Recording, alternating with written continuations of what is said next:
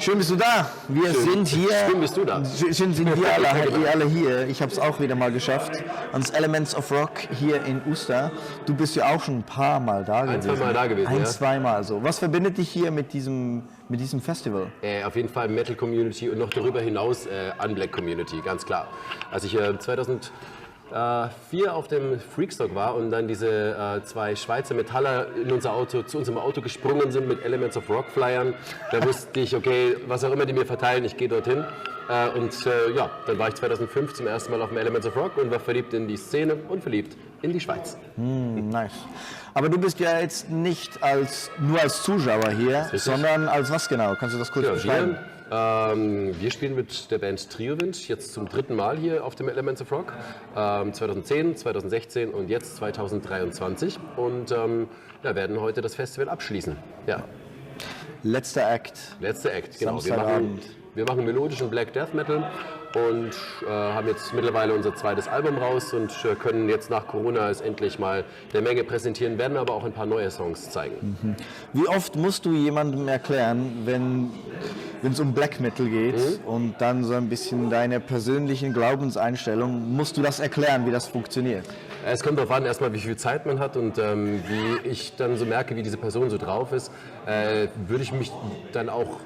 hätte ich auch gar keine Probleme, mich jetzt nicht als Black Metaller zu bezeichnen oder auch die Musik, die wir machen, einfach nicht als Black Metal zu bezeichnen. Also was wir musikalisch machen, ist auf jeden Fall ohnehin eine Mixtur aus Black und Death Metal. Von daher sind wir bei diesen ganzen ideologischen Sachen, darf das Black Metal sein, bla bla bla. Also wir sind da gar nicht dabei. Ich fühle mich, wir müssen keinen Anspruch an Trueness oder sowas genügen, weil wir eine Mixtur sind. Wir machen auch melodischen Black Death Metal, da sind wir noch ein bisschen mehr raus. Also ich sage mal so, es ist für unsere Musik jetzt nicht so nötig, uns in diese Grabenkämpfe da rein zu begeben. Für mich selbst jetzt mit meinem Outfit und meinem ganzen Setting, klar, ich werde als Black Metaller wahrgenommen und wenn dann klar ist, dass ich irgendwie christlich bin, dann kommt es meist darauf an, wie gut mich die Person kennt. Ob sie da sagt, ja gut, passt zusammen, du magst halt die Musik, du magst halt ein paar Bands. Aber gewisse Sachen vom Lifestyle, der vielleicht dazugehört, machst du halt nicht mit. Kann ich nicht und möchte ich auch gar nicht mitmachen. Von daher, ich bin auf jeden Fall kein reinblütiger Black Metaller, muss ich auch gar nicht sein. Aber es gibt vieles, mit dem ich mich kompatibel sehe und ob mich dann jetzt jemand als Black Metaller bezeichnet oder nicht, ist mir unfassbar egal. Ja, die zum Teil von Menschen auch sehr, sehr ernst genommen werden und die ganzen nationalsozialistischen Symbole, die da manchmal auftauchen, wie habt ihr das und wie distanziert ihr euch auch von solchen Dingen so? Also müsst ihr euch distanzieren überhaupt? Also ich würde sagen, erstmal ich selbst als jemand, der diese Musik konsumiert, würde sagen, klar, dieses Thema kommt immer wieder auf. Also ich positioniere mich ganz klar, dass ich halt einfach keinen NSBM, also keinen ganz klaren nationalsozialistischen Black Metal höre, auch keine Patches trage davon und so. Bei Grauzone-Bands, da kommt es für mich dann aufs Detail drauf an, also warum bezeichnet man sie als grauzonig, wie verwickelt sind sie und so, also da würde ich mich dann schon noch ein bisschen mehr dann mit dieser Band beschäftigen. Wir selbst als Band, als deutschsprachige Black Death Metal Band, wir müssen uns da eigentlich nicht positionieren, so. Also weil es ohnehin klar ist, okay, sind in der christlichen Szene, in der Christen-Metal-Szene ohnehin aktiv. Von daher ist das nicht die Frage, mit der wir uns dann normalerweise auseinandersetzen müssen. Wenn doch, dann reicht ein Hinweis zu unseren Texten, die sind entweder unpolitisch und wenn sie politisch sind, dann ganz klar demokratisch. Also, ja. Und der Namenswechsel der Band, weil er hat ja nicht immer so geheißen. Genau, richtig. Hat es da auch sowas ein bisschen damit zu tun, dass man gewisse Assoziationen vielleicht schon frühzeitig ein bisschen umgehen will? Ein bisschen, ja. Also wir hießen früher Kriegerreich. Und haben uns da nicht viel dabei gedacht, muss ich sagen, wirklich nicht. Ja. Es war halt einfach, der Name klang halt so flüssig, so kriegerreich. 3 Silben kann man schön grölen und so. Es lag schon mit auch daran, dass dieser Name schon komische Assoziationen offensichtlich geweckt hat. Wegen dem Wort Reich offensichtlich. Und ja, dann haben wir uns halt eben entschieden, einen anderen Namen zu nehmen. Aber nicht nur deswegen, sondern der Name klang auch ein bisschen albern. Also das war so ein Name, der uns am Anfang halt so eingefallen ist, als wir angefangen haben. Als wir angefangen haben, Musik zu machen und dann irgendwann sind wir diesen Namen auch ein bisschen entwachsen. So. Wann habt ihr denn begonnen mit der Band? Also wir haben 2006 mit den ersten Bandproben begonnen, 2009 standen wir auf der Bühne und 2012 haben wir dann unseren Namen geändert auf Triowind. Und wie viel von der Originalbesetzung ist denn noch da? Also jetzt wieder mehr als früher, ehrlich gesagt. Von den 5 Leuten, die angefangen haben, sind 2 rausgegangen. Ja. Und einer ist wieder zurückgekommen. Also ich würde mal sagen, von der Originalbesetzung ist es auf jeden Fall ich, Tassilo und Tobias. Ja. Genau. Und ich habe gehört, dass ihr auch noch ein Bandmitglied verloren habt. Das ist sehr richtig, ja. Was hat es damit auf sich?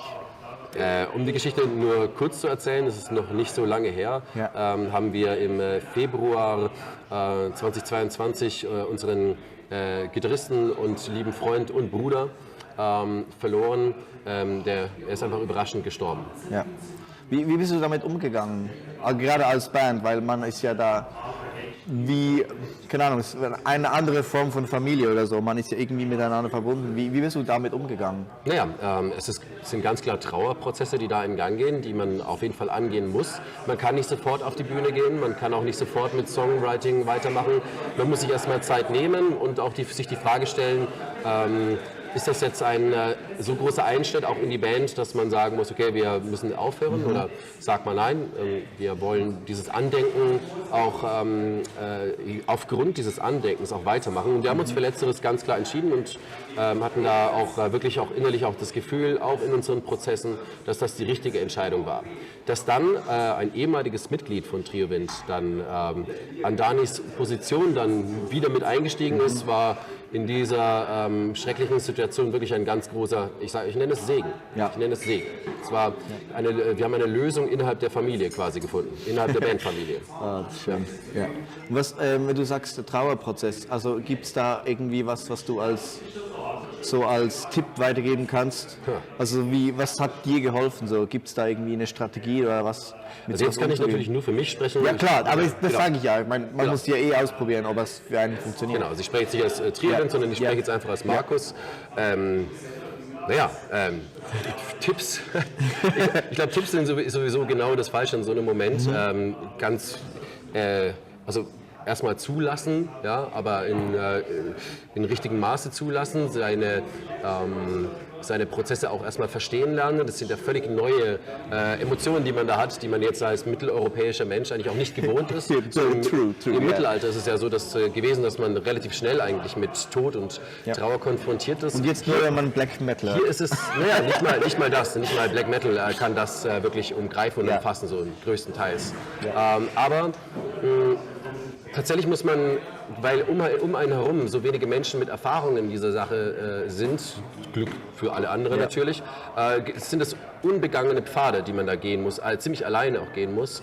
Und da dann diese Prozesse dann ganz reflektiert zuzulassen, sich auch immer wieder zurückzunehmen, sich nicht zu viel zuzumuten, auch nicht zu schnell schon sagen, jetzt beginnt da irgendwie ein Verarbeitungsprozess. Also diese ganze Trauer nicht zu schnell in eine Maschinerie auch reinzubegeben. Das finde ich ganz wichtig. Ich finde, mit einem Wort muss dieser Prozess auch beginnen, und das ist Gram. Das ist ein ziemlich ungewöhnliches Wort, aber ich finde, das ist eines der hilfreichsten Aspekte, dass man erstmal diese Gram zulassen muss. Ja, die Bibel ist voll davon, ältere, antike Texte und sowas sind voll davon.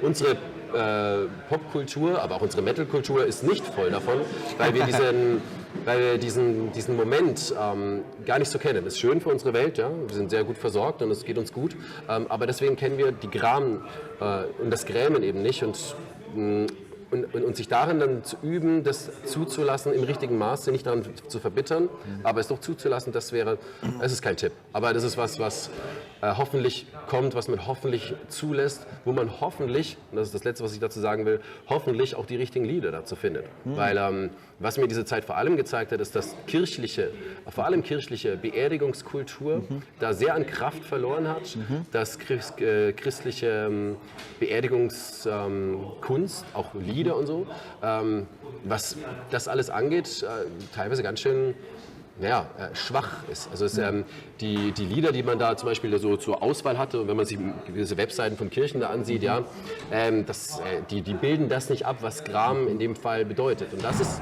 arm, das ist geistige Armut und das ist eigentlich ein Punkt, gerade da, wo Kirche eigentlich althergebracht ist, auch wirklich alte Lieder, vielleicht dann... Können wir nicht gerade auch ein bisschen so die christliche Metal-Kultur da eigentlich einen Beitrag leisten? Weil bei gewissen Themen habe ich das Gefühl, sind wir schon ein bisschen einfacher dabei, weil gewisse Symbole und so haben wir schon. So das Tod als Thema zum Beispiel.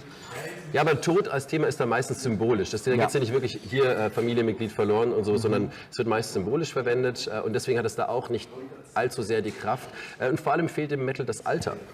Was ich in dieser Zeit als sehr hilfreich empfunden habe, ist wirklich altes Liedgut. Also ich rede von orthodoxen, byzantinischen Liedgut, wo allein schon das Wissen, dass da 1000 Jahre lang Menschen aus diesen Liedern Kraft geschöpft haben und die auch so eine gewisse, eben durch das Alter auch eine gewisse Mystik sowieso schon mit als Trittbrettfahrer beinhalten. Das fand ich sehr stärkend, durchaus. Ja. Dafür ist Metal noch zu jung eigentlich, um in diese Tiefe zu gehen. Und das Thema Tod im Metal ist auch zu allegorisch. Ja. Eine interessante Beobachtung. Spannend. Was wünschst du dir sonst noch so von der christlichen Metal-Community, wenn wir gerade dabei sind? Also gibt es da was du das Gefühl hast, das braucht noch Reife und Alter zum Beispiel? Gibt es was du dir wünschst? Ja, durchaus. Also erstmal die christliche Metal-Szene ist natürlich sehr vielfältig und so. Und ich würde mir vor allem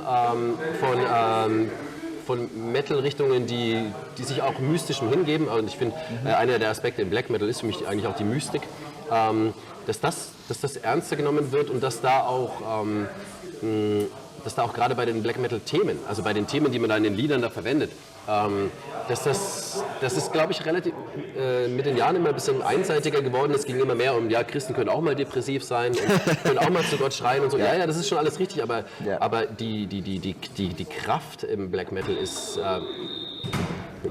Die Kraft im Black Metal steckt da schon auch in einer Form von dunklen, aber das meine ich gar nicht negativ, dunklen Mystik, die auch die christliche Spiritualität beinhaltet. Die sie jetzt gerade nicht kirchlich, nicht freikirchlich beinhaltet, aber eigentlich die man schon finden kann. Und so dieses Geheimnisvolle des Reiches Gottes, dieses Geheimnisvolle des Geistes Gottes, das in Liedern wiederzugeben, die kraftvoll sind, die massiv und kraftvoll sind. Das würde ich mir wünschen. Einen Song, den ich da empfehlen kann, ist von Sanctifica, Spirit of Purity. Das ist ein total wilder, abgefahrener Song, der hat kaum Struktur, der ist wild, der ist chaotisch und schafft es so, Aspekte der Kraft und des positiv-chaotischen des Heiligen Geistes zu transportieren. Ja. Und da übrigens auch in Lücken reinzugehen, wo heutige christliche popkulturelle Musik völlig gegeißelt ist von Ordnung. Ja, Gott der Ordnung, wir machen... Also die meisten wagen sich ja nicht mal mit dem Thema Zweifel auseinanderzusetzen, weil sie Angst haben, dass dann das ganze Ding zusammenfällt. Zweifel haben natürlich auch, darf natürlich auch Thema sein, aber da sind wir... Aber es braucht man ja, ich denke jetzt mal, wenn du eben so ein bisschen diesem Mysterium begegnest und du erst das Leben und dann kannst du Dinge nicht immer einordnen und dann musst du dich auch ein bisschen hinterfragen und dann merkst du, Moment, vielleicht stimmt das, was ich in meinem Kopf habe, gar nicht. Und dann kommen ja diese ganzen Zweifel. Und das ist für mich eigentlich wie eine Reaktion, wenn ich offene Augen habe, dann muss ich irgendwie, ich kann nicht einfach dasselbe denken und glauben, sondern es muss was passieren. Und ich habe gemerkt, schon gewisse christliche Kultur hat schon mit dem Aspekt Mühe, einfach sich auf Neues einzulassen. Sich auf das Geheimnis einlassen. Ja. Und wenn man ein Zeichen dafür, sich nicht auf das Geheimnis einzulassen, ist immer altbewährte Wege zu gehen. Auch gerade im christlichen Worship. Da gibt es ganz tolles Zeug und das höre ich mir auch gerne an, aber es ist wirklich eingestanzt in ganz, ganz, ganz bewährtes und ist in dem Sinne auch mutlos und kann so in dem Sinne auch Geheimnis nicht transportieren. Ja, also, aber das ist nicht nur ein Problem im christlichen, normalen popkulturellen Worship, sondern auch im christlichen Metal. Ja. Und da versuche ich jetzt zum Beispiel, wenn ich Texte schreibe für Triowind, da auch nicht nur, wir kämpfen und wir siegen und sowas, sondern gibt schon auch, solche Songs haben wir schon auch, darf auch Spaß machen, die Musik, ehrlich gesagt. Aber schon Mystik als Kraft des Black Metal darf da schon auch eine Rolle spielen und da darf da darf man als Christ durchaus seine eigene Note da auch mit reinbringen. Da hat man eigentlich schon mehr zu sagen, als es die Texte bisher wiedergeben. Ja. Nice. Danke für das Gespräch. Sehr inspirierend. Ein paar Punkte drüber nachzudenken. Danke. Freut mich zu hören. Danke für das Interview. Bis dann.